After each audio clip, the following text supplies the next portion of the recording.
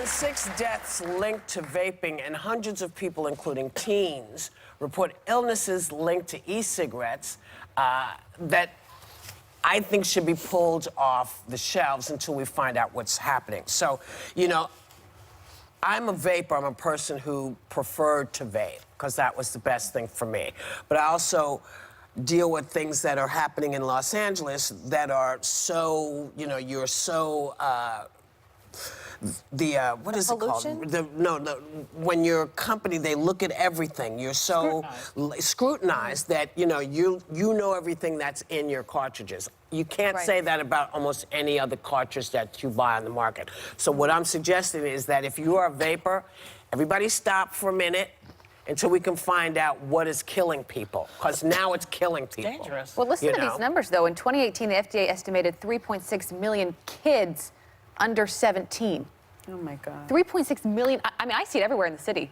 Yeah, on people subways, are walking around the streets. It's like the new thing to do. Cigarette thing, trying to get away from using and they've cigarettes. been saying, well, this is better than actual cigarettes to smoke, so we'll just go with Yeah. vaping. But I think about that with so many of the things we do today that we just don't know the impacts that it's going to have 20 years from now. Even like when I hold this to my ear all day long, I'm like, I'm sure there'll be a study out in like 10 years. There is already. Yeah, there's hundreds of studies out. Children aren't supposed to be smoking cigarettes, so they certainly shouldn't be, using shouldn't be e-cigarettes or vaping. I know I got an email from my daughter's middle school that they were going to have a symposium on vaping because middle schoolers are using them. Middle schoolers can walk in and buy thinking, are you kidding me right now? Like, I couldn't believe that it's become such an epidemic for kids that young, and that means to me then if they're doing it for middle school, then lower schools are doing it as well, right? Less little, but perhaps less still little happening. Kids. But you know, when you discover that folks have been sort of